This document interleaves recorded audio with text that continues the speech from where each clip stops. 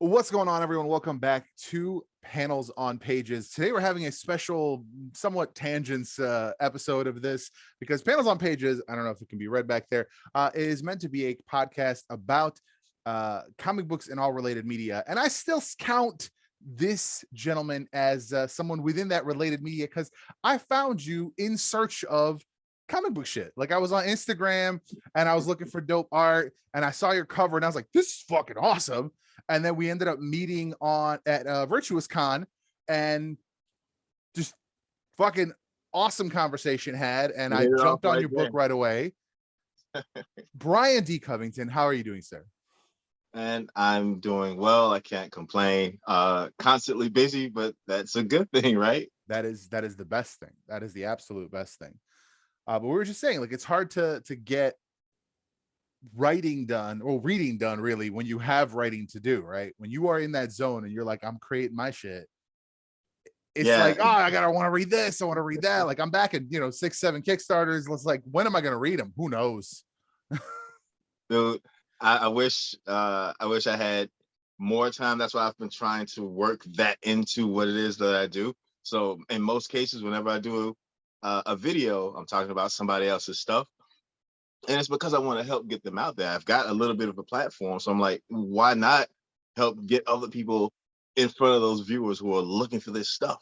Sure. That's one of the things that I like to do. And comics are a quick read. So I can knock out a comic, do a video, and get back to writing versus consuming a whole novel, and that's why I jumped on your book, because you had that audio. That audio, yeah, I was like, oh, audiobook, hell yes. And then for yours, and I have never actually seen this happen before, but for yours, when I bought the audiobook, it was like, hey, do you want a discount on the Kindle version? And I was like, fuck it, I'll get the Kindle copy too. Then I could read along. And that came in handy because then I was like, wait, where am I in the story? And then I was like, did I hear that correctly? So then I just like quickly paged through. I was like, no, yeah, I heard that correctly. So it was kind of just like a bonus. I was able to just like double check without having to rewind. Yeah, man. I mean, I try my best to get it out there to the people, however they can consume it. And I know a lot of people can't sit down and read a lot of times, but they can listen. For sure. Be it a long trip or be it laundry, whatever. I got a buddy at work who's got a headphone in at all times. He's cranking through audiobooks. I've recommended yours. I've recommended the other one that I read that was like really kind of eye-opening as far as like a different style of storytelling, really. Iron Widow, just what a fantastic fucking book. And I'm just waiting. I'm waiting for 2050Z to get on audio. I might even just like re-listen to it. Jason Primrose, that's the author, but that guy, whoo, he's not just going to put out an audio book. No. He's I mean, if I was to guess, I don't know anything yet, but if I was to guess, he's going to go the dramatization route. He's going to go with the full ambient sounds. I've been seeing some of the like animations he's putting out for his universe. And I'm really, as soon as I saw those, I was like, oh man, this would be a dope show. And then I'm like, can we get a TV series out this bitch? Like, there's so much of it out there. And I've actually heard some of the dramatization and the characters and the people that he's got doing the voices. I'm like, man, I can't wait for this to come out because I want to get the story in. I just don't have time to sit and read it. But if I could sit while I'm doing some artwork and listen, that would be dope. For sure. If you listen, I'm gonna give you a recommendation because it's a complete story. So it's something that's done. Like once you listen to it, it's done. It's not something that you gotta wait for other volumes or whatever. It's a podcast called Vast Horizon. And this is funny because this is also like a comic book tangential thing because I met the crew at a convention. They were pimping the first thing that they did, the first podcast, and then the graphic novel series called Liberty. And then they just went into the audio drama universe. They've made like 5 or 6 different audio dramas. They worked with fucking Jeff Goldblum. Like, oh man, yeah, it's like they went big, but it's funny because they went big, but they still work out of a fucking closet. You know what I mean? Like, like they went big in all the right ways. You know what I mean? Gotta keep your So copy overhead low. That way you can spend it in other places. absolutely, absolutely. But yeah, so like it's a super super fucking good listen. I can't even give you any of the details besides like the literal opening, and it's a scientist jumps on this colony ship to go off to like the next big, colony world, and that's all I can tell you without ruining anything else. It's a great story, but yeah, like that's the kind of thing, like, and that's a full produced, that kind of thing, and I fell in love with that format through their stuff. So like now I'm going in and I'm like catching up on certain series of books that I'd started, years ago, and I find, oh, they've got a dramatization series of audiobooks. Oh, maybe I just want to re-listen to that whole thing within that sphere. Like, so I'm using up my my Audible credits all day, every day. Yeah, that's what they're there for, man. What is the next volume of Between Magic and Dreams? I kept fucking that up. I was typing it to somebody and I kept fucking it up because I was saying something else. I forget what it was because I finally fixed it. But I kept fucking it up, and I would look at it. I was like, why doesn't this look right? Dude, you should hear the names that I get called when I'm like on Instagram, man. The one I hear the most is Between Mission. What was it? Yeah, Between Magician Dreams. I was like, that's a lot of extra work to say it wrong. That seems like it could be a series, but I feel like it'd be a different genre. Let's just say that'll be the spinoff. that'll be the spinoff. When's the next volume coming to audiobook? I can't wait to jump into more of this. Well, the gentleman that's working on it, that's Kenneth Tolles Jr. His work is great. His voice is perfect for it, and I got him on for the second one as well, and that's currently in progress. So awesome. Hopefully within the next month or so, I've already heard a couple of chapters. I'm loving it, So I'm excited for it, but there's all kinds of life stuff going on, and as I'm sure you know, there's all kinds of things that slow the process down. But one of the things that I want to do above all else is keep my momentum, So that's super important. I want to make sure everything is there. There's content rolling, there's content in the wings, there's content hidden in other places. That's you know what that means. You thought about it. That means you thought about the whole process and where it's going, as opposed to just like, I have this now what, Dude, I've got a lot of ideas and a couple of things in the works. One that I want to mention on here, it'd be pretty exclusive because I think the only other people that know about it are locals. Okay. When I do local signings, So yeah, I'll show you a little something by the end of the cast here. Awesome. Appreciate that. I wanted to ask you one thing that just popped in my head right before we jumped on here. Do you think, like, have you seen Lord of the Rings? Yes. At which point did Frodo, or anyone for that matter, take a shit? No heroes ever go to the bathroom. So once in a while you get someone take a piss, but like they walked across the whole universe in that story. Not one of them took a shit. I think for some reason a lot of people just don't see heroes taking dumps, man. I tried to put it in there a little bit because I'm like, come on, man. Because at the beginning, Quinn jumped in the shower. And I was like, wow, like that's usually not in a story. Like, I mean, if you're going to see yourself in a superhero or in a protagonist or any other character in the story, you have to kind of put those things in there that are universal to help you connect. And taking the piss is just one of those things. Absolutely. It just like little stuff that lets you just connect. Like you said, that's it. I read that and I was like, wow. And then I thought about it. I'm like, I don't think Superman ever been in a shower. There was that one scene in was it Batman v Superman? She pulled him into the tub, and I was like, but he wasn't even trying to take a shower or take a bath. You know what I'm saying? Like, he's probably upset. Like, it was like my clothes. I just put these on. What the hell? Like, we can just assume that it all happens off camera. Yeah, but, it's weird. Like I was thinking about it. There was a scene. Oh my goodness, this was a couple years ago. It was an Avengers book. and it was somebody was like an alien or something, and he was like, you know, had a pretend life and had a wife and everything, and he jumps in the toilet because that's where his stash is, all his guns and everything. And you just hear his wife yelling through the door, "What are you doing there for so long?" I'm like, that's my life.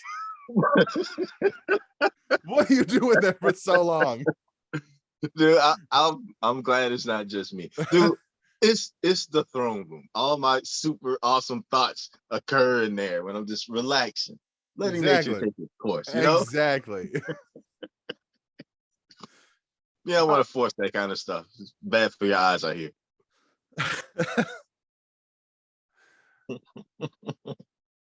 But But yeah, dude.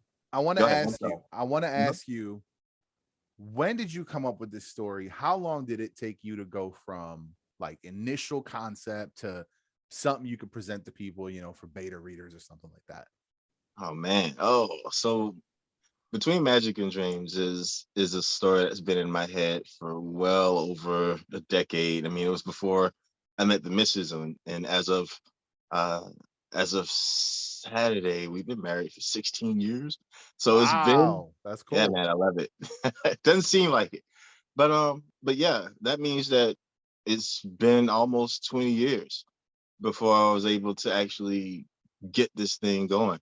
Because when I had the idea, I had just graduated from college, and it was like, oh man, now I got these bills, and then at the apartment, so it's like, okay, let me take care of these bills, let me get these apartment things going, and then I can do this.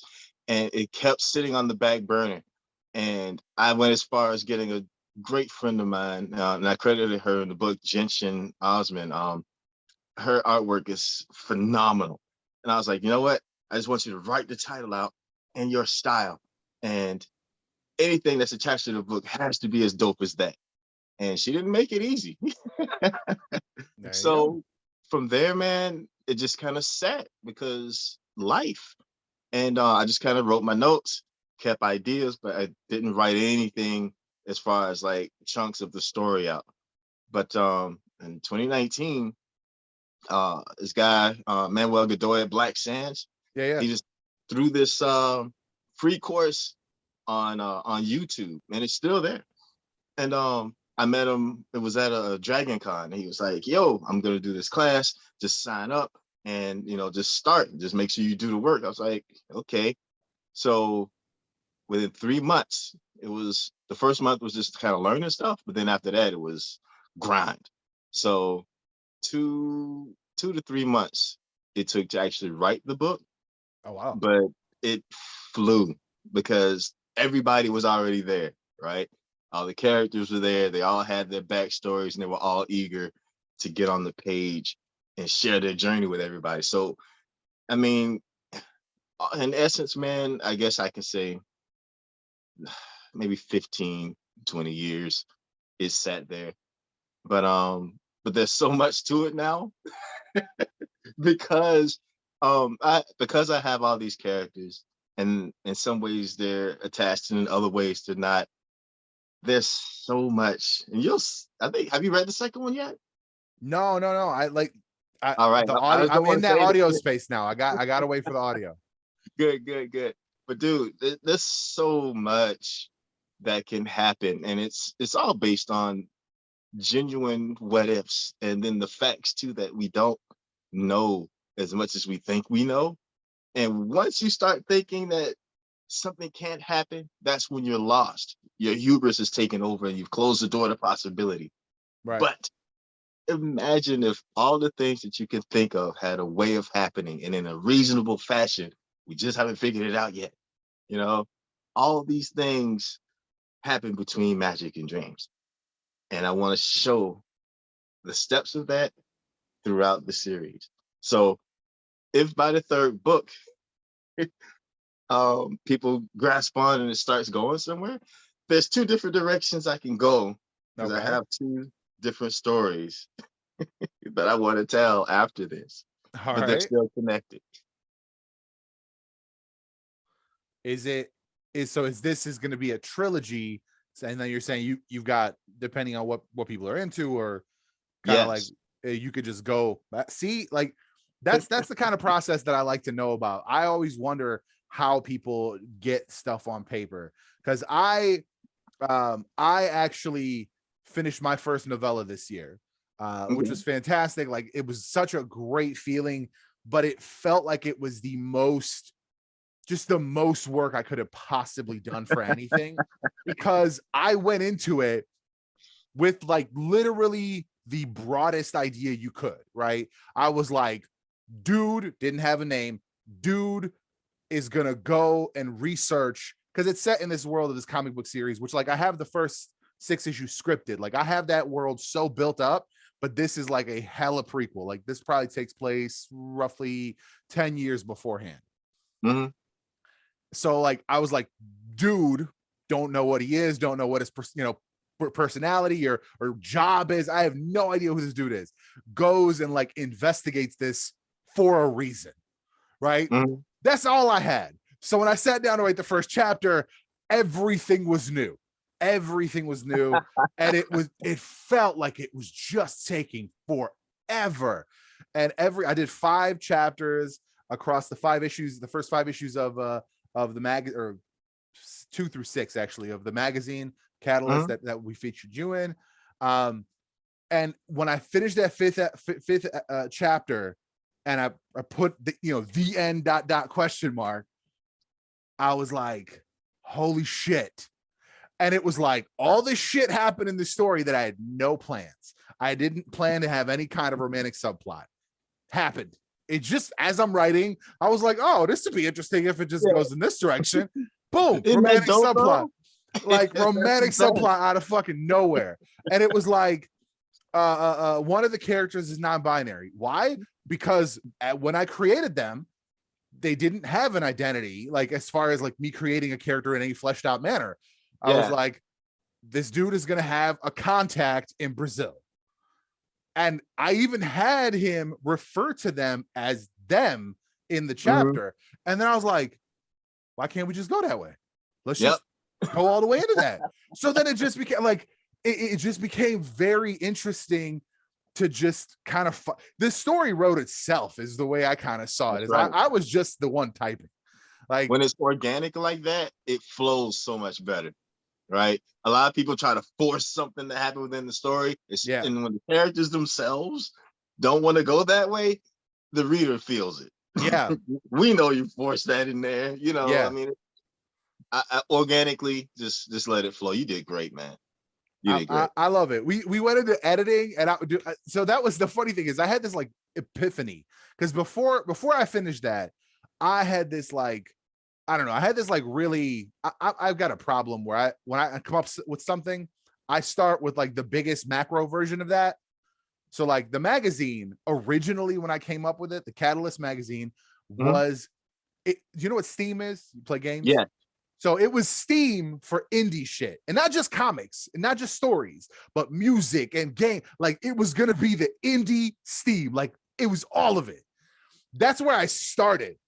So it took me like almost a decade to pare it down to something that I could do now that wouldn't take like, I don't know, $500,000 of investment out the gate. And a whole squad of people. Yeah, dozens of people, of programmers and designers and all this stuff.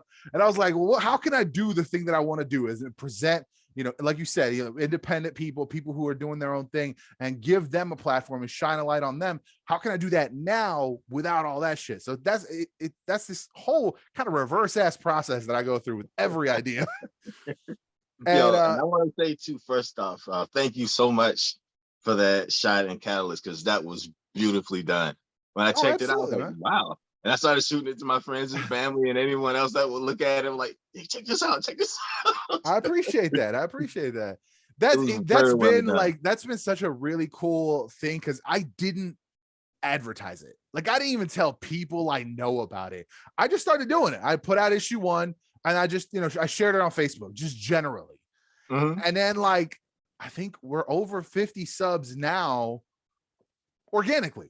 Like, people that I've never heard of, people that I don't know. And I was like, this is so fucking cool. Like, it just grows on its own. Like, because it's like, the idea, I had the idea of like, I loved Wizard magazine. Actually, this bottom shelf over here is all Wizard magazine. And like, I love that shit. Like, where it's like, you got the different columns, like the art stuff, and the interviews are the funniest shit to read from like 1995. Like there's an interview, I think it was with Todd McFarlane, I think it was, and he like projected like 10 years into the future what the comic industry would look like, and it's just fucking hilarious to read, but it's like weirdly accurate in some aspects. Oh, I remember the casting calls from that, and I remember the X-Men casting call they had, and of course they had Patrick Stewart for Patrick Stewart's been Professor Xavier since the 80s. I swear to God. He was just built for that role, dude. That's although I like, we still got her in the MCU, but Angela Bassett for Storm was my fan cast since I started reading comics, since I started watching the X-Men. I was like, Angela Bassett, when I saw a picture of her next to a picture of Storm, I was like, holy shit, she's perfect. And I honestly think like if you told the story right, she could still do it. She has this regal form that Storm would carry, and it's like, oh man, and of course her voice almost exactly matches the cartoon Storm. Yeah, it's I still think she's one of the. I never liked any of the like Russell Crowe for Wolverine. That was always the one that like was weird to me. I was like, nah. Like I guess like maybe if he's that little, if he like bulked up, I just, because when they cast Hugh Jackman and I was like 6'1", fuck out of here. Wolverine is short. He's supposed to be short, like bulky, like he's supposed to, but like he did a great job, obviously. Like we loved him as Wolverine. But it's like I was like, why don't we have like, we need a short king in there? Like we like somebody who can just bulk the shit up to get him to rock that height. But yo, it was. You remember the movie Wolf with Jack Nicholson? Oh my God, yeah. Jeez, when I first saw him in that, my mind went straight to Wolverine, because it's a young Jack Nicholson all day, dude.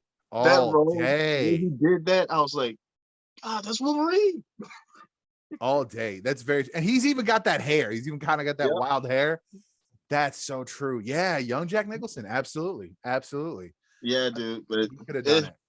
We can only wish now, and the rumor mill throws all kinds of horrible stuff at us. We just have to wait and see. Right now, I'm really, really sold on Taron Egerton. I like him. He's a little short dude.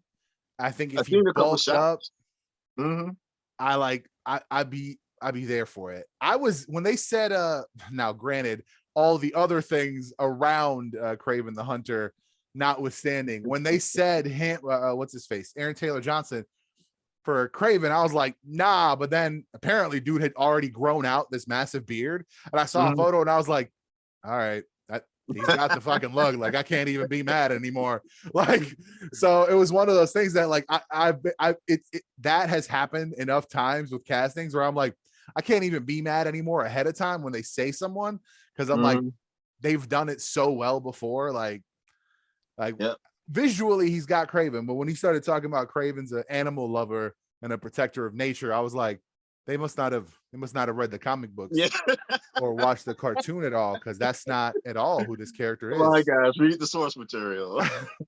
Like I don't even need it to be like super ultra comic accurate, but like this dude has never been an anti-hero. It's okay to just make a bad guy movie. Like we proved that with Joker. Like, Joker's a bad guy. Yeah. I mean, and I can understand wanting to make them relatable, it kind of makes the story a little, more impactful when you can feel conflicted with the villain or whatnot. But sometimes you just need some pure evil out there, That's what I've been saying. That we can throw all our power at.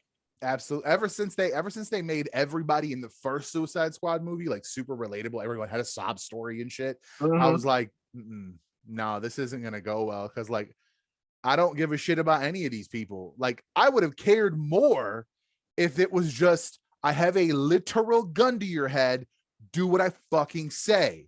And it's be like, self-preservation, bitch. Okay, I will do that. not I'm sorry that I killed my family, or I'm doing it for my daughter. Because like even in the comics, Deadshot has a daughter, but like we don't like him because of that. He's still a bastard. Yep. It's not like Yeah. it's not like it was supposed to be on his side. No, like he's still a murderer. Like Dude, that's why I like I that's why I like the love new that. the new one. The new one definitely had some straight up bastards in it. And I was like, Mhm. this is like you thought about this for a second, just for a second. I still haven't Sometimes watched they Peacemaker learn. because like they set him up to be a real fucking bastard in that movie. So Mhm. then like I was like, if he's gonna be the lead, they're gonna make him relatable, they're gonna make him soft in some way because he was an asshole in that movie. And I was like, I don't want to watch the show because I feel like it's gonna ruin the character for me because I really liked him just being a bad guy. Mhm. You know, bad guy from his super patriotic perspective. Like I guess a little too much of anything could be bad, but eh. But dude, I think that's something I touch on when I'm doing the story, and as I progress, I want to get to that absolute evil, right? Right. That thing that you can't bargain with, you can't, you know, you can't pacify. It's a force of nature, and I don't know, and we see it as evil because it conflicts with everything that we want and need in life, right? Right. But it's all a perspective thing. Sometimes people are sick. Sometimes people just like to do bad things. And that we need to have that balance, right? We need to have that balance. Like they made Thanos was always kind of just a force of evil in the comics. And Mhm. when they made him kind of like an eco terrorist, kind of, I was like, I mean, I guess I actually have never read the Infinity War. Um, it's weird because I couldn't even get myself to like fully read the original Secret War. To be Mhm. fair, that was like the beginning of shenanigan books. Like, what did I call them? Damn, I forgot I don't know the term for them, but it was just like that was just a book for sales. It was like Filler. we're putting this out so we can put toys out about it so that we can Mhm. make money. This is about money. This isn't about storytelling. Whereas like when they did Crisis on Infinite Earths, that was a story they wanted to tell. So like Yeah. Crisis on Infinite Earths is a far better read than the original Secret War. So what's the Clone Saga's excuse? Listen, I will brook no slander against Ben Riley. Okay, Look, I I love don't Ben. care what it took to get there. Ben Riley is my Spider-Man. When I started Ben reading Riley's comic my books, Ben favorite. Riley is my Spider-Man. Ben Riley was Spider-Man in the comics when I started reading it. My first Mhm. comic book ever was Amazing. I think it was 414.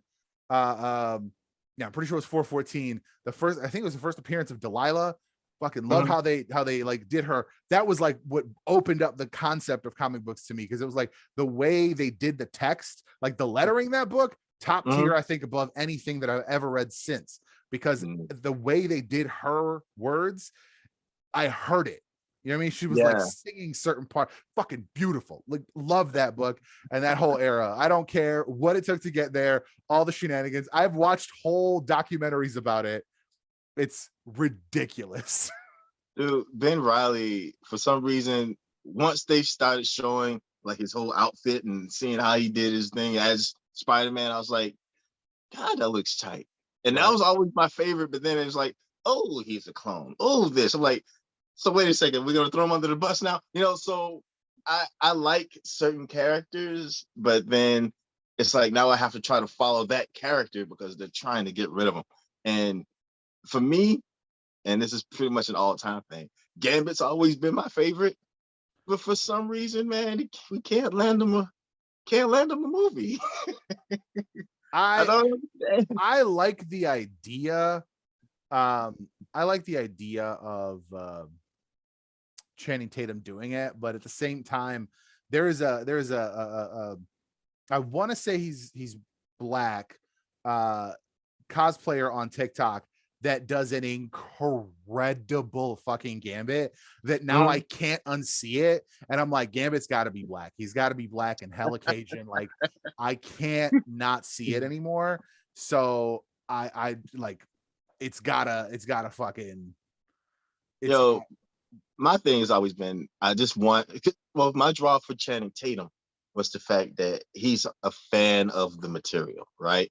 I think Right. the reason we got such a dope Deadpool is because Ryan Reynolds is a fan of the material. So if we Absolutely. can get somebody there that knows the material, loves the character, and wants to present it the way the fans want to see it, it'll be fine. But directors, they want to put their hands on stuff to leave a mark, and then their mark ruins things for the fans. I mean, the stuff's already there. The blueprint is there. Just follow the blueprint. Hmm. But hey, I'm just a writer. It's not like you've ever written a cool story. Well, yeah, you know me. Ideas. But Just dude, ideas, just ideas. it is all good. I mean, I think um, the indie platform, dude, the movement that's happening now is incredible. I mean, with things like Instagram, TikTok, and all these other ways to get it out to the people, it's like we don't have to worry about gatekeepers anymore. You put out dope content, people will follow, and then they'll That tell other people about it. that is the absolute God's truth, because like there are so many options now. Like Yeah. we are almost at a point where like and I'm not going to say that it is moot, but like the representation concept is moot for like the majors. Like Hmm. it doesn't matter if Marvel doesn't create any more new black characters, Hmm. because hundreds of black creators, thousands of black creators are creating countless new black characters, Yeah. better in Oh some man. ways than a lot of the fucking Marvel shit. Like See, because Marvel. it's all available. It's not the biggest fucking thing that Marvel needs to figure out that the indie space has Hmm. is to fucking get it to the people. Hmm. Put it in my hands, put it in my fucking inbox. Like Yeah. the fact that digital comics from Marvel, Disney cost five Hmm. fucking dollars, insane. Insane. Insane. Marvel should be putting out digital comics at $1 a pop. Dude, I did not know that. $1. They are cover price. Digital comics from I'm Marvel are cover price, and that is in fucking sane. I agree 100%, man. Because I've always been and probably always will be a physical comics guy. Only time I do digital is if I can't get it in the physical copy, and even then I have to really want to read your stuff. So I definitely feel like um the best way or the best weapon we have, of course, is word of mouth, right? Right. And letting each other know what's out there, because Disney, Marvel, DC, they all follow a formula. So you're going to get the same types of heroes and villains every single time. Absolutely. Absolutely. And I am a constant person that says evolve these characters. Do not fucking stagnate them for no reason, because a lot of shit ends up just going, oh, we did this thing and it was cool. And like some people liked it, but we're just gonna push the fucking reset button. And now, Peter Parker's broke again. And Yeah. and someone pointed this out, and someone pointed out that they need to retire Peter Parker and have Miles become the Spider-Man. And I was Mhm. like, at first I was like, why can't they coexist? Right. That was my initial thought. But then Mhm. as I thought about it, I was like, the only way they coexist is if they keep Peter Parker broke on his own, not in a stable relationship. And I am team make Peter Parker married again all day. Like I liked him married. That's how Uh, I first started reading him. When I was I mean, reading just think him, they about were it. about to have a baby. Like, That's the growth that he should be experiencing, right? right. But you But they keep want to keep resetting him, him. Like, yeah, boring. Fucking because boring. hey, he's getting too happy. Let's do something to get it back on his face, Exactly. because that's what makes it easy to write. And I don't want to say they have lazy writers, but yeah, if you wanna if you want an easy story, keep him broken flat on his face, but keep him be the Boy Scout, keep Right. him the underdog so we can keep rooting for him. I'm like, dude, I don't know anybody who would constantly do that and not feel like, he has breaks every now and again, right? When he's like, oh, you come after my friends and I'm going to do bad things to you. But there's other times where I'm just like, dude, don't you get tired of losing? I don't. Yeah, you might save the world every other weekend, but you can't keep a girl. Your job sucks. I'm like, come on, That's man. why I like Dan Slott's run. I really, really like Dan Slott's run. Peter Mhm. got first he got a good job at a good company. He was able to do science shit, which he was always a scientist. Like Yep. all the shit, I was like, oh my god, it's moving forward. It's moving forward. We are progressing this fucking character. Sure, it was without Mary Jane, but whatever. I'll take that sacrifice if we can progress this guy into adulthood. That's Yeah. all I'm asking. Make this guy be a grown up. You know what I'm saying? And that's where I kind of came up with this between those two different conversations. That's where I kind of came up with this mentality that I want to like flesh out into like a cohesive statement, but I also kind of on the other hand want to just do it as a hot take and just post a TikTok and say if you want Peter Parker to stay single and broke, you might be racist. Like I just kind of want to say it as a hot take and then move on, because it's like if he doesn't progress in his story, Miles is never going to progress in his story. True. He's always going to be the other Spider-Man. He's gonna be the other Spider. I mean, hell, that's literally. I can't guess as to motivation, but basically that's what I'm seeing right now. That's why they gave him this like, right. I don't know if you're current on Miles Morales stuff, but like he's got this like, big ass clone of him. They've kind of built up his own little clone saga, and now he's traveling interdimensionally separately. So like he's not even in 616 right now. Why? Yeah. Because it's hard to maintain two spider people in the same world. Not only that, it minimalizes the company's risk. You see, I mean, it doesn't, by having him be off to the side doing his own thing. You don't risk upsetting the Spider-Man naturalists. And I that's mean, they bullshit. don't want to do anything that's risky. Back in the '80s, dude, and this is me dating myself, but back in the '80s, they were quick to take risks. They had freaking flammable toys. They had like full metal transformers. I mean, lawn darts. That was a little before my time, but do you know what lawn darts are? Those things put people in hospitals. Yep. People were willing to take risks to find out what's new, what people like. And now it's like, okay, people like this. Let's do this, but put sprinkles on it. All right, let's start over. Let's do this, but make it green. I'm like, guys, we're tired of seeing this. The people with the money, not the kids, the people with the money have seen this before. Right. Give us something new. Right. So it's the same thing that happens in the X-Men, and that's why I really hope that they don't do that this time around. But it's like every time they build up the X-Men, like, oh, here's a bunch of cool, you got a bunch of cool tech, you got a bunch of cool shit. And it was like, we built up this great X-Men team, then they're dead and have to live out of a fucking shack in Australia. And then we like cross the world and cross the galaxy. We bring them back together. They're in the mansion, top of their fucking Shi'ar tech, holodeck and shit. Operation Zero Tolerance literally scrubs the fucking house down to antiseptic nothing. Literally, that's the sentence from the fucking comic. Antiseptic nothing. So then it's like, oh, we literally had to dig up the old Blackbird from underneath the fucking lake so we could get places. Like we had to ship in a computer from fucking Muir Island. And I was like, all right, fine. All right, they're back to basics. I like that's a good era, right? But then we built it back up. Big ass team, lots of tech. And then it was like, fucking Magneto gets his own country, and then we got to reset. And Wolverine is now deaf, works for Apocalypse, like all this other shit was like, we got to ruin it somehow because we got to put these people back in their place. And I'm like, can we just let them get big? So when I started reading the Krakoan era right now, it's like they got everything. They got their own fucking country. They built a fucking planet. I'm in. I'm so far in, dude. I'm so far in. And it's like they made Magneto a good dude. And it was always like there was always fans of Magneto and always saw the good in him.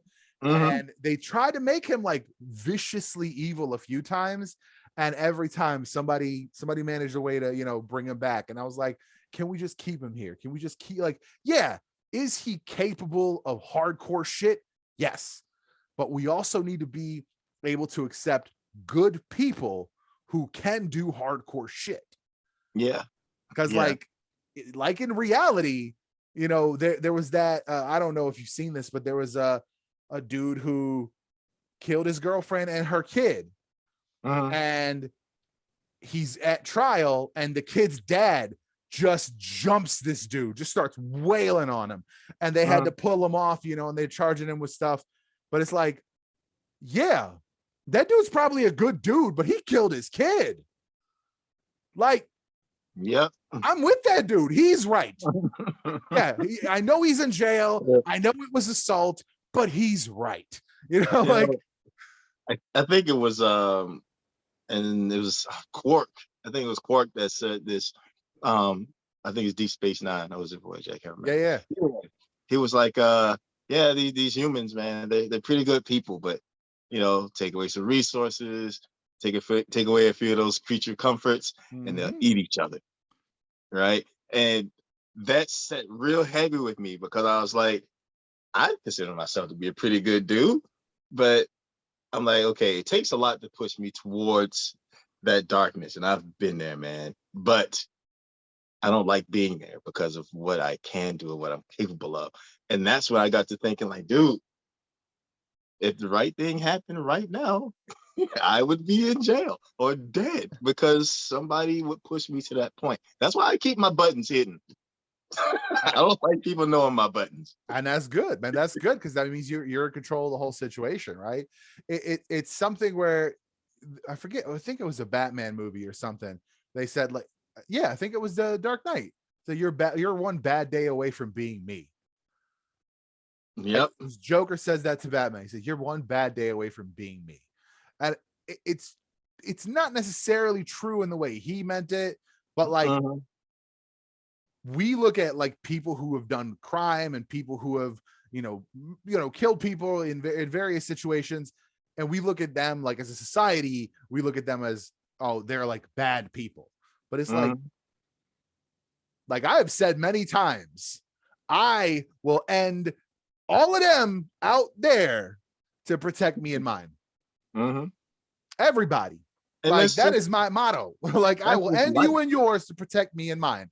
Because that is my, you know, line. Like my people is my people. So like I heard some shit and I was like, look, I was with you last night. And they're like, no, it's not like that. I'm like, are you sure? Because I'm gonna leave my phone here. Dude, it's so real. I mean, that's the thing that people I think need to connect with. I mean, granted, that aspect of villainy, I can understand wanting to kind of portray, right? But only as a means of showing you that mirror. Yeah. Because as high and mighty and as innocent as some people would claim to be, that is there and it's waiting. The more you suppress it, the more potent it becomes. So I'm like, and I'm not saying you need to go out and kick a puppy every now and again, but come on now, you got to feed it. Right. Well, that's the thing. I think that's a lot of why right now people are really like idolizing, and I fucking hate saying it that way, but they are. They're idolizing fucking Homelander on Boys and was it Omni-Man on Invincible. Like they're like, oh, that's how, because like people are saying, oh, that's how people would really be if they had Superman powers. I'm like, that's how bad people would really that's be. How assholes would like if you are a bad person, yeah. Like we have seen many examples where Superman, who is a good dude, like to the core, a good person. Like I think they actually handled it the best on Superman and Lois, the current series. Season 1, there's a thing where Sam Lane, as he fucking does in like all media, Sam Lane is like, yeah, you know, we got a kryptonite room. Okay. We got a room full of kryptonite weapons. Some shit's gonna happen. Like if some shit happens, right? And he fights this dude and like shows you the dark like edge, shows it. But then he's like, but I am not that dude. That's right. Pulls back. And I'm like, that is the difference between Homelander and Superman. Like Homelander doesn't see that line. He just goes. Yeah. He doesn't give a shit. If he ever has an altruistic thought, it's all within self-service, and it's like, oh, I can beat up this person, therefore I will. It's not about, oh, I'm going to save these people. It's like, I'm just going to prove that I'm awesome. Yeah. And like it's apparently now in season 3, motherfuckers are out here like, I didn't realize he was a bad guy. And I'm like, have you been watching the fucking show? You're not going to see it if you don't want to see it. Right? That's the problem we have in our society, is we have people idolizing the wrong kind of people. And that's, I think, to kind of spin back to what we were saying earlier, when you have all the villains in everything have some sort of relatable tale, then when you show truly evil people like that, that's just a little skip for people. That's a little hop. Oh, well, you know, there's reasons. He's got a bad childhood, right? He was raised weird. So like, that's why he's weird. So that's why he's not like a regular dude. And no, he's just a piece of shit. Like, dude, it's easy to try to make excuses until something happens to you. Right? That's why it's high school mentality. Everybody likes to hang around the bully and hang around the mean girl because they don't want to be the victim of those people. Yep. So yeah, anyway. Seen it before. Right. It's not new. It's not new is what you're saying. It's not new. It's not new. And we're seeing it everywhere. We're seeing it in real life. We're seeing it, you know, it's a lack of wanting to keep powerful people accountable. So like saying, oh, well, it's everyone who says, oh, well, you know, if you were a senator, you'd take payouts too. The same argument, the same exact argument. You're in a position of power. You will do what is best for yourself, period. Like, well, no, if you're a bad person, you do that. Like, it's sad, but it's human. That's the thing. And once we accept the fact that we're all flawed, well, it'll make it a little easier to swallow that pill, because it's like, okay, yeah, I understand, but you know, if we can start from a place of understanding, that but won't be so drastic. You know what I mean? Right. But I think that's one of the biggest flaws we have in our society right now, is a lack of understanding. Is the people who live, like, you know, south side of Chicago over here versus the people who live 50, 60, 70 miles out west. They don't know what each other needs. People down, I mean, hell, people who live middle of the fucking city don't know what the south side needs. You know what I'm saying? Like, we don't talk to each other. Yeah. And then we just let the politicians come in and decide, oh, well, what we need here is this, and what we need here is that. And then the people who don't want to try, right, the armchair activists are just like, oh yeah, that makes sense. Yeah, let's back that, right? That sounds like the right thing. They don't want to actually think about any of the things that people need and what is needed in different places. And so they just back the politician, regardless of if the politician is literally one block over, where that whole plan won't work. Yep. Like, I hoped that, well, and this is something that can still happen, but I was hoping that these types of platforms that we have would open dialogues, would allow people to actually have these kinds of conversations, not continue the echo chamber, which happens to be what's happening, but these types of things should be open to where, okay, look, I just want to understand your point of view. And if I can't understand it, then maybe you can explain it to me in a different way, so that we can find some common ground to grow from. As it stands now, we're too busy jumping at each other's throats for knee-jerk reactions to things that we've only heard about. Nobody's even done a lot of the research. They're like, he said, what? Oh man, that's crazy. I'm gonna go do this now. I'm like, dude, did you read it? Did you actually go there? Do you know what's actually happening? Or are you just taking this guy's word for it because he's got a nice suit? So now hearsay is the news, actual news is fake news, and opinionated news is law. I don't get it, but it all starts in the home. My kids are being taught to think and ask questions. Absolutely. I think one of the most underused questions in discourse right now is why. Yes. Why? Like, whatever you're saying, why do you think that? Why does it need to be this way? Why do you think X person needs to behave this way or X person needs to live this way? You know, because if we run it back and it's personal or Mhm. it's belief based, right? If this is your religion, I don't want to live by your religion. I'm a Mhm. non-religious person. Mhm. Like, if we want to go down that route, I was raised Muslim. Mhm. We could have conversations based on faith at that point, but we don't Mhm. want to have, I don't want to have those conversations. But I also Yeah, don't want to have conversations based on XYZ person's faith and them deciding how I want to live. yeah. So I found that it's I've learned to avoid conversations on race and politics because on the things that would fix or grow those things is like unity, but they are two of the most divisive oh my God, things incredibly, on the incredibly, planet. So I'm like, incredibly. as soon as somebody starts talking, and I'm like, I like waffles. You like waffles? Yeah. And it's kind of right. You kind of have to, right? I actually just heard a friend of mine, two of my friends basically got into a debate about a very hot button topic of Mhm. the current times, and it literally ended in tears because it was a birthday party. No, You no. know what I'm saying? Like, you gotta call it at some point. At some point, you gotta be like, maybe not here, maybe not today, you Yeah. know. But like, Sometimes I would just. you have places that are like that present to be this open forum, right? Um, Mhm. I hate to use him as an example because I think there is many flaws with his platform, but Joe Mhm. Rogan like started that concept, right? I'm just gonna bring on whoever and I'm gonna hear them out. Mhm. The problem is he has no filter, he has no buffer to be Mhm. like, all right, you are just wilding. I'm gonna need you to Yeah. not. Or at the very, you know, I mean, like, have the conversation He doesn't and have a then rhyme. be Like, like, this yeah. one's not going up because this is a little too wild. Like, just have that filter after the fact, you know, like, sit down, So have the like Robin conversation. to If it Howard gives you Stern something, kind of thing.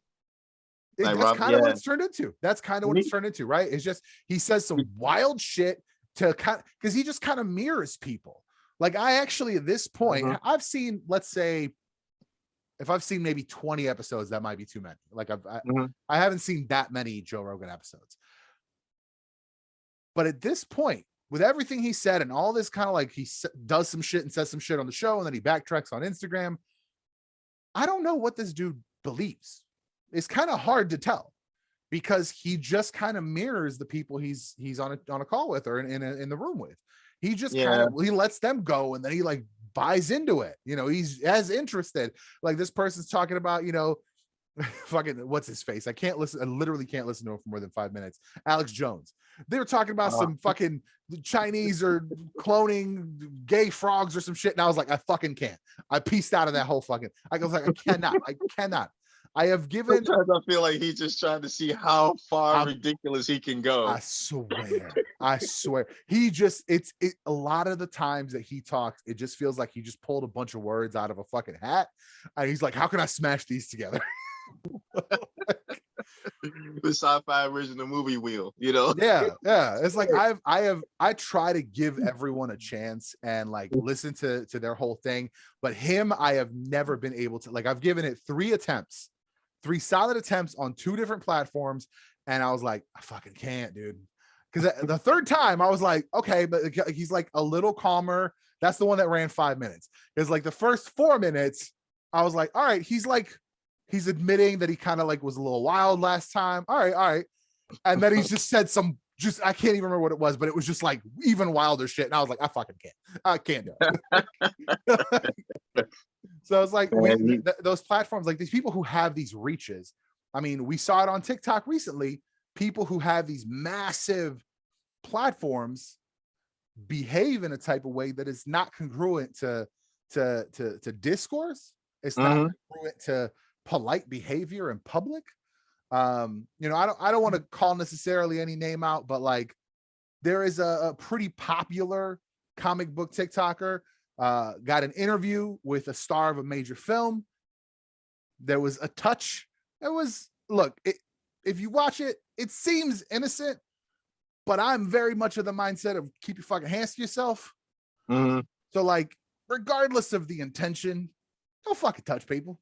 Like that's a weird, it's a strange, it's an uncomfortable as a viewer. I wasn't even there. I didn't like it.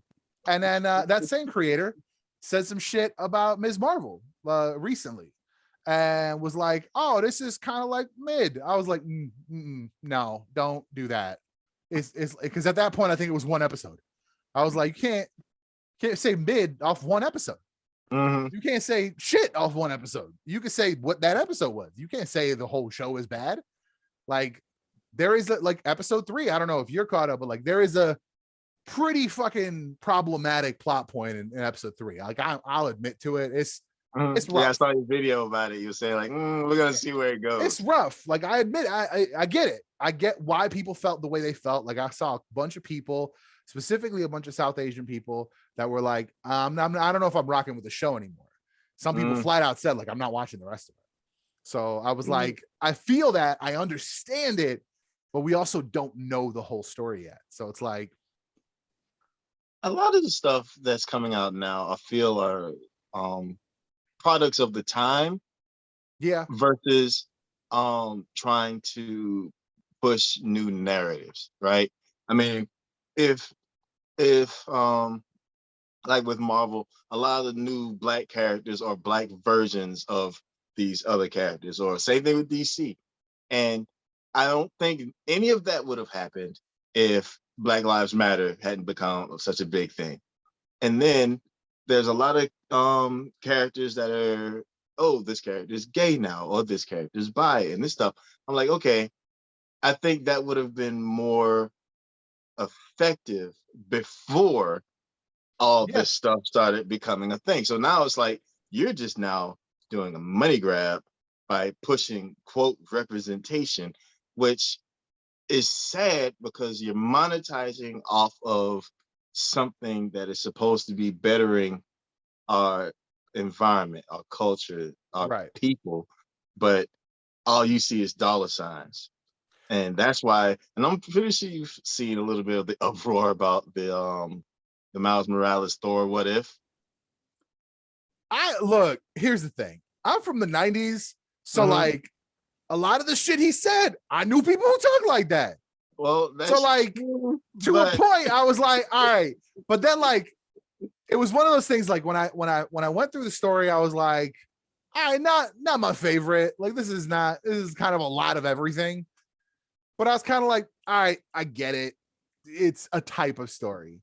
And then when people just kind of were like, look at this, and this at the same time. And I was like, yeah. Like you can't, like, I actually think, and I might be in the minority here, but I actually think that by Odin's fade, hard fucking, that's bars. By Odin's fade, bars. I think, but then you can't give me a bald Odin. You just can't. You got those two things have to match. You gotta get, I was expecting Odin to have a nice high top fade, but then he had nothing. And I was like, that's weird. Look, if it was a pinch here and a pinch there, I could get it. But it seems like they just had a round circle and said, okay, give me black stuff. And they just started, okay, notes. It all in there. It very much feels like it was written somebody who is completely out of touch with the culture. And he so much admitted to it, right? He wrote a whole apology. And that's why, like, for me personally, when I write characters who I don't have the lived experience of, I am very careful with the way I write them. Like, I don't know. Like, one of the characters in my novella is a Black woman who is a business owner. I am a business owner, so I can speak from that direction. But I'm not going into anything that I don't know, that I don't have, or I don't have a direct resource for. Right. That's it. And I think that's where people have been tripping up, because when I have a lot of different characters in the story, and I try to write from the perspective of the experiences that I've had with people like that, or from my own perspective. That way I can keep it genuine and keep it authentic. Absolutely. And not be like, oh, I made that up, so it's okay. No, I want it to be something that is grounded somewhere to where it can grow into what this character has become. But if for some reason I need to reach way out and say I'm gonna write about this Native American character, you best believe I'm going to find some Native American people and be like, look, I want to do this right, guys. You know, because the last thing you want to do is misrepresent somebody. It Right. becomes big, and next thing you know, people are thinking that that's, you know, the facts. And I'm like, we can control our narratives as indie creators, and that's great, right? Right. But you still should be held to the same standards of respecting the peoples that you include in your story, right? Absolutely. So I think we walk a tightrope when we do something like that. But I think as creators, we need to still challenge ourselves in that way. I think it's important that um, you know, it's just like actors, right? In a lot of cases, I'm like, yeah, um, we need to have a big white guy as Kingpin. But I think it's, Mike is it Duncan, something Claude Duncan Uh, did Kingpin. oh man, Michael Clark Mike, Duncan. there you go. And I He was like, killed that role. I know, right? He And killed that. That is, look, I am not I don't have like the parasocial kind of shit with a lot of celebrity people. There mhm, have been very few people that have died that I've been like, oh man, like genuinely felt bad. mhm. He was one of them. Yeah, and you talking about I was range. like, damn. That dude has some serious range. He was an incredible actor. There's no question. I don't. There's not a single person out there that could even say a bad word about any piece of work he put out. Yeah, he was great, man. And the fact that he was able to pull off that character Mm-hmm. so well, right? I'm like, he did the role regardless of what the source material presented him as, and still you got Kingpin. That Yep. is dope, right? And when you do something like that in your works, I mean, if you were to swap those things up, you should still be able to get the good story, right? Right. But as a creator, as an indie creator, and you want to keep the narrative a certain way, like in For Between Magic and Dreams, Quinn is black because I need, or I would like to normalize the fact that a hero is a hero, right? Right. No one saw the meteor coming down and got mad because Bruce Willis was a white guy going to save him, right? But if it was, you know, Michael Clark Duncan instead saving the world, would Wasn't there he have in been that? raised eyebrows? I'm like, look, I personally don't care what you look like. Save the world. You Yeah. know? Yeah. Please save my ass. I can't do Like, it. I don't. so- I don't have any opinions on your appearance or yes, anything you do in your exactly. private life. If you So are that's out why here saving my ass, thank you for saving my ass. exactly, dude. And that's why I wanted Quinn to be black, because a lot of kids, I know for myself, I never saw that coming up. I always figured, man, I guess we need another white dude to come save us, you know, because in all the movies, all the comics, everybody was like shiny. I'm like, okay. I'm like, but does that mean I can't do it? And later, it wasn't until like, you know, early teens, I'm like, wait a second. All I have to do is write it. All I have to do is be it. And it changed everything. And next thing you know, now I'm an adult. I want to write the story where Joe Everyday happens to be a black guy. I want to be the guy that puts the story out with the sword wielding, you know, college student who's fighting to save us, you know. And it's it's it's dope because people see it. I've been hearing stuff like, yo, man, there's gonna be a lot of kids being born named Quinn. I was like, what? That's cool though. That's so cool. Can I tell you, the first time I meet someone whose name is Quinn or who has a child named Quinn, I'll be like, I know where that came from. I was there. I was there early. Dude, I'll tell you though, it feels so good just to know that people actually get it. And by the third book, everything, well, okay, pretty much everything will be revealed. I have some side stuff that is going on that also expounds on those side characters. Because, you know, in most stories, you have like static characters, right? Right. But instead of having them show up, do their thing, and vanish into the void, I would love to expound on those characters, let you know their motivations and their stories, because everyone has a story, right? Our lives cross, and in that intersection, we can affect each other's stories, either positively or negatively. And then we go off and finish our own adventures. These guys are going to have their stories told on YouTube, right? I got these guys, you know, much cooler voices than mine. I've got artists, you know, working on the actual background images. That's And I awesome. want to do at least 5 of these. I got one out now. I got another one in the works. and it's and the cool thing about it is it tells stories that are vastly different, right? And in doing so, you get that variety, which is the world, right? You got your presidents, and then you got your paupers. You got, you know, your mathematicians, and then you got your elementary school teachers. But we all breathe, we all eat.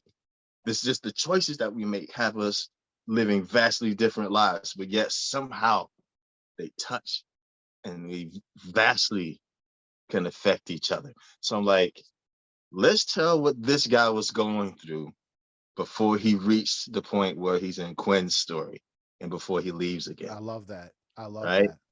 So I've got 5 of those planned.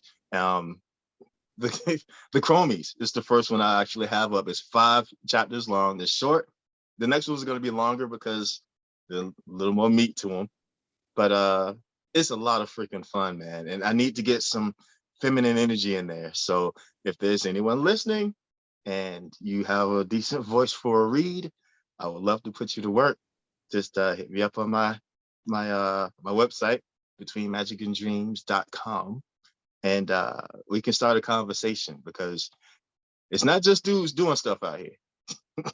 As it should be. As it should be. Variety is the spice of life, right? Yes. Like there's no valuable group of friends that is one type of person. Yeah, because if it is, yeah, something's wrong with you. There's something else going on there. Something else going on there. Those ulterior motives. Right, At, right. but No, I that's so fantastic. I love that. I've seen similar plot devices and I've always loved them. I forget what it was. Well, part of it, 2050Z in some fashion has similar things to mhm. sort of. You kind of see where people are and you kind of follow people on different branches. So I appreciate that. I'm a lore dude. Like I Yeah, love the wide, right? Is you're going deep in the main novel and then you got to go wide with the YouTubes. I love it. Man, I can't wait. That's so cool. I can't wait to see those. Well, if you and I need figured you're a any world builder. assistance on the YouTube end, I've been doing YouTube for a long time, over almost a decade now.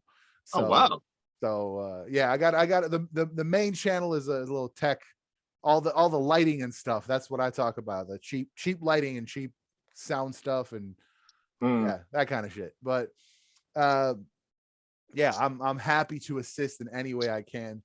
Uh that's I'm so excited for that. That's super cool. I You're would. on your way to finish the trilogy here, and then you've got the branch. Now, if you pick one side of the branch, are you going to come back to the other side after the trilogy? Oh man. So the possibility, the possibility is there, right? Sure. Because by the end of this trilogy, there's a lot of possibilities, but it will. The only thing I can tell you for sure is that I won't be following Quinn. Oh, Yeah, okay. the window into Quinn's story ends with the 3rd chapter, the 3rd All book. right. All right. See, But I appreciate that. I appreciate that. imagine this, and this is something that's mentioned in the 2nd book. But as he's doing this thing, somebody mentions to him that There's a lot of fights going on all around you, right? And that's Ah, when he realizes that, all right, this is what he's doing, right? But when the winds of change hits, it hits suddenly.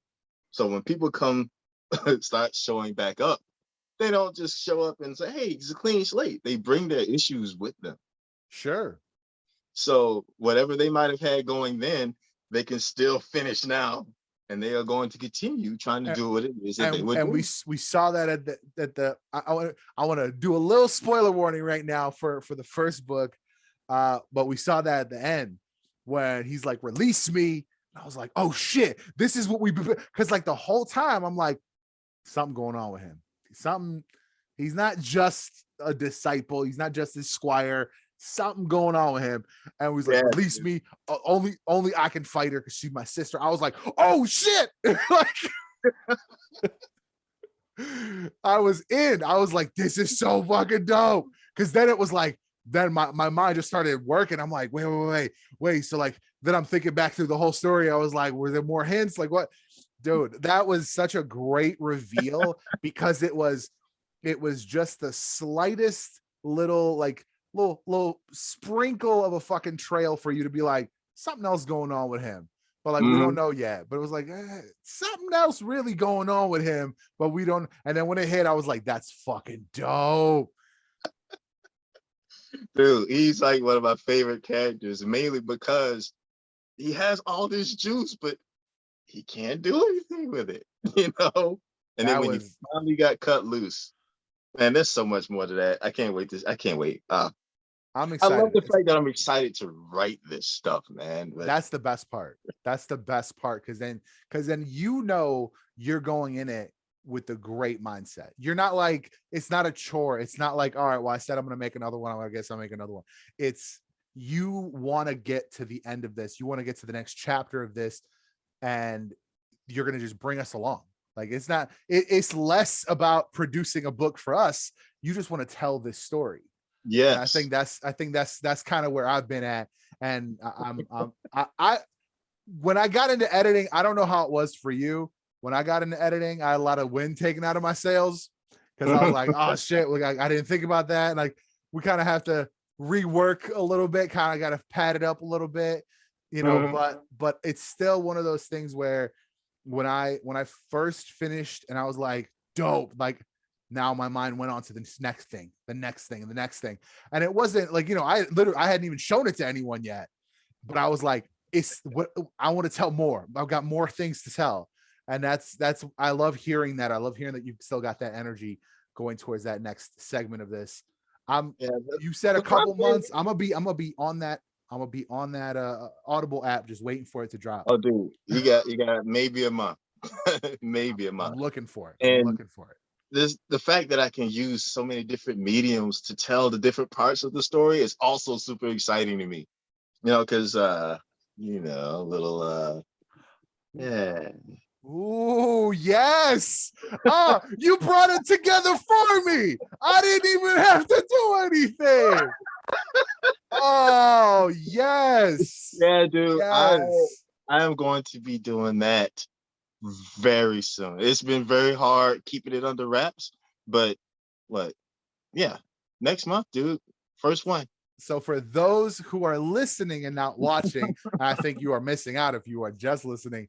We just got a preview of the first image from a comic book set within the universe. Is it a straight adaptation or is it just set within the universe? Oh no. So this takes place between the second and third novel, Okay. and it's Okay. following a character that will be introduced in the hidden chapters on YouTube. I love it. I love it. I love everything about what you said. Everything about what you just said, I love. Oh my god, this is like this is when I first thought of there. Like I've got this whole comic book thing that I'm working on. This is exactly what I envisioned. Like this multi-faceted bits here. Like you know, this one's prose. The first 6 chapters are a comic. Like it's all different mediums, and that's what I think the indie space has done a great job of is embrace variety of mediums. I think that's Yes. I love seeing this. Thank you so much for sharing that. Hey, So look, excited. no problem, man. And I want to make sure you get one of these prints. This is only 12. Yeah, man. Oh man, Look, I appreciate that. not only have you been like a great supporter, but you now you love the work and you've been talking it up. And I'm like, every time I see that video, I'm like, dude, he not only dug it, he's got it in the background. He's like really letting the world know about Between Magic and Dreams. And you can't pay for that kind of support, dude. And I want to reward anybody that puts it out there like that. You've been putting in work for me, and I love you for it, man. So I I want to make sure you get appreciate one it. of those. I appreciate it greatly. We're about to get cut off here in a second. Man, that that timing was wild. Perfect though. So yeah, as I did get interrupted by this software, I'm gonna have to switch platforms now because they charge $15 a month for this. Wow. Yeah, it's wild. See, taking advantage of the situation, man. That's exactly right. But I just want to say thank you for sharing that, for sharing your plans for the universe, and for joining us here on Panels on Pages today. Give us the broad overview. Where can people find you on the internet? All right. So first and foremost, you can find me on my website, which is betweenmagicanddreams.com. You will also see me on Instagram at Between Magic and Dreams, and on Facebook as well, Between Magic and Dreams. If you would like to shoot me an email, I always respond. And that would be at betweenmagicanddreams@yahoo.com. And of course, on YouTube, where you will find the hidden chapters and original music that Cyril has built a playlist around. So find Cyril's playlist, which is still growing, on YouTube as well. I love it. Thank you so much. I'm so hyped for. I don't even have words. If you are not in this universe, you need to be. Absolutely. Check out the book. It's on Amazon. It's on Kindle. Is it on anything besides Amazon? You can actually get it on my website. Signed copies I will do on my website. There you go. Any copy bought on the website, I send out personally. So I'm like, why not sign those? And you can also see it on blacksandsentertainment.com. Okay, nice. Yep. Diversify. That's right, man. Get it out there and get it to the people however I can. Absolutely, as it should. Thank you again for joining us, and thank y'all for listening. Thank y'all for watching. We'll see you in the next one. It's been a pleasure. Thank you. Try to tell you all the time, you ain't tell me first. I'ma kill the game with a multiverse. You gotta hold me first. Yeah, but I've been a dick. Never got my credit, now they dipping for the end of it. I'm about to benefit. Way up.